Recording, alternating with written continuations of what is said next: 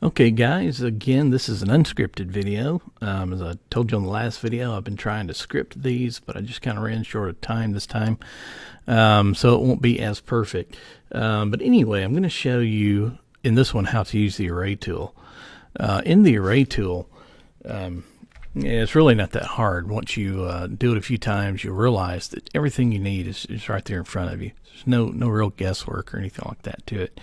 But you have three different types of arrays. You have a rectangular array, a path array, and a polar array. Rectangular array is pretty simple. So what we'll start with, we need to start with something. We got to array something. So we'll start with, let's say, like a rectangle that kind of represents a fluorescent type light fixture, and we will array that on a rectangular array. And we typically would do this if we had a design like a office building or a school building that had lots of these fixtures, and we would array these throughout a classroom or down a hallway or something like that. So what I'm going to do is I'm going to click on select this as my array object, because I've already activated the array tool. So there's my array object, and then I'm going to hit enter, and it automatically gives me a default array, and it also changes the ribbon up top that you see here. Okay, now the default array that it has given me has this information. Columns, we got 4 columns, see, 1, 2, 3, 4, and then we got 3 rows. If I back out a little bit, we can see that I've got 3 rows of array there. So we've already got that part established. If I were doing this down a hallway per se, I might want to change this to just one or let's see, no, I'll take that back. I'm going to leave it at, or actually I'm going to increase it, let's say like 8 columns. Okay, I might want 8 fixtures going down that hallway. However, I'm just going to have 1 row. Okay, so I'll put a 1 there. Here for the between is I can type in the distance between each array object. And let's say I want to space these out to an even 20 units between each one, and this will be on the columns. So basically what I'm doing is I'm setting the horizontal separation of these items, and I'm going to click enter, and you can see how they spread apart just a little there. Let's move it up here so we can actually see more of what's going on.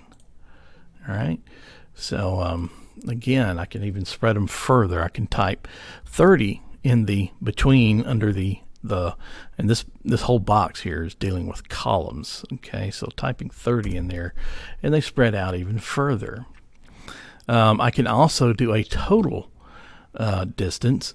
Let's say the hallway is let's say only 190 units long, so I can turn that into 190, and then it will change that spacing to where they will all fit in that 190 foot space. Everything will override, or these two will override each other, but they cannot override the number. So once you set a number in there for 8 and then you adjust these, then that 8 stays the same. These two will fluctuate based on what you set in each box. As you notice, the 190 foot length for the entire array, if I were to change that back to 210, then the between distance will change along with that. Okay, same thing works for rows. If there were going to be multiple rows, let's say this was an actual classroom and you were going to have 3 rows of these in that classroom, up on the ceiling. That's a lot of light fixtures, but just to say, and the same thing, we can change the distance between the rows, and of course when I change the distance between the rows, it's going to spread them out vertically. So let's say 50 units. Okay, so that spread them out a bit further. Or I might have a total width that I want to use, and say 180 units, and they will spread apart even further. And I think some are off the screen there. There we go. All right, so that's how the linear or the rectangular array. You can call it linear because that's what you would use to make a linear array with. But that is your rectangular array. The next one I would like to show you is the, we'll go back to our home here. Let's get out of that command. And we'll try the path array. Okay, first thing we need is a path for the path array. I'm just going to use one of these here squiggly lines, and we'll draw something like that. And that could be anything. That could be like a garden wall or the wall to the building or something like that. And let's say we wanted some bushes, and we'll just draw a circle to represent the bushes. And we're kind of laying out a landscaping plan here. So that would be my first bush, and I would want to array these bushes along that path so they're evenly spaced, or kind of playing with it or what have you to see what we can get. Okay, so again, we would do a linear path array. Okay, and I would select that as my array object and enter. Did that work? Oh yeah, now I selected the object and then hit the enter button, and now I'm going to select the line that I want to follow, or the path, and there we go, we get a path array. And same thing, we can change the number of items. Now for some reason on path array, when you do this, there's like a lock on the numbers. You can actually click on that to unlock it and then change your numbers. You might want to change it to something even, like maybe you only have 10 bushes to work with, so change that to 10, and then you get less bushes. And I guess you could probably relock that, or probably won't change if you change these manually. It probably won't change that number, but we'll go ahead and lock it anyway. No, I didn't want to lock it. Okay, so that we'll leave it unlocked. That might be what it wants us to do. So 10.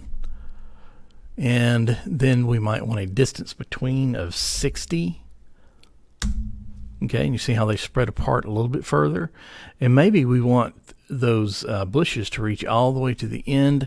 I'm going to try this. I don't think it's going to work, but we'll try it. Now it just adds more circles to it. So we'll escape that. We don't want to add more circles to it because this is what we have to work with. So we would have to kind of play with this, or maybe even the space between. Either one of these would get us there. And let's say 600. It doesn't seem to have. Oh, there it goes. Okay, so sometimes it takes a minute or two. You have to just kind of be patient and wait on it. Let's now try 620. And you can just kind of keep upping this until you get where you want to be. We'll say 680. That's kind of where we want to be right there. So just changing that number, and as you notice, as I change that total distance for the entire array, the item number stayed the same. So I could have those same items to work with and just keep adjusting the other numbers until they fit in the space that I want them to fit in. There's also rows, so if you wanted more than one row of those bushes, then you could just change that number to 2, and then you got 2 rows of those bushes. Afterwards, you can do more editing. There's more editing that you can do over here. They don't test you on this, so you can just kind of play with this on your own to figure out what it does. I'm sure it would be very helpful. Another thing you can do is explode your arrays. Because right now everything is all just one entity, but I might want to explode that because you can see I've got some gaps going on in here. So if I was doing this as landscaping, I might go purchase a few more of these bushes and put some right here where this curve kind of caused a gap as we were going around that curve.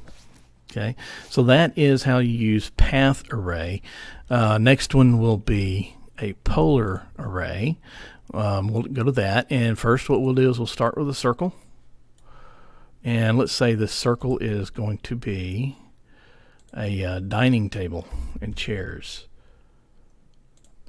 Just move it to where it's not in the way of everything. Okay. All right, and then we'll put a smaller circle right here at this quadrant to represent a chair. And I'm on polar array, so I'm going to activate polar array. And let's say I need to place, 4 of these chairs around the table, evenly spaced. So I'm going to choose the object that I want to array, which will be this chair. And then I'll click enter. And then I'll choose the center. And of course, my dynamic input has been turned off, so I'm going to turn it back on. I'll show you that it tells you right there, specify the center point of the array. So I'm going to specify this as my center. Okay, so now it gives me a whole bunch of them going all the way around that circle, but I only want 5 or 4 chairs. So I'll have to go up here to items and change that to 4. And there we go. And you can also change the spacing just the way that you did prior. You can change the angle between chairs, which is right here. And if you look at that icon, zoom into that. If you look at that icon right there, it tells you that it's the angle between chairs is 90 degrees. And this is the total fill. This means that I'm filling a 60 or 360 degree circle. If I wanted to just do a quarter of that circle, I think 270 is the right number for that. Then we would basically, once it accepts that 270, it didn't accept it. Let me try it again. Well, it's still in there, but okay. Well, maybe, okay, because 270 would be right here, so it would still be the same position. Anyway, let's try this. Let's try 180. There we go. That's what I'm looking for. So that would only fill up 180 degrees all the way around that table with chairs. So that's how that works. Again, you can have more rows. I don't know why you'd need more rows for a table, but there are definitely other situations of using this that you would need additional rows. Okay, so that is how you use all of the array tools. Again, there's more editing that you can do way over here. We're not going to mess with that right now. Again, just play with that on your own to see how that works, and you'll be fine. All right, thank you guys. Have good luck on your quiz.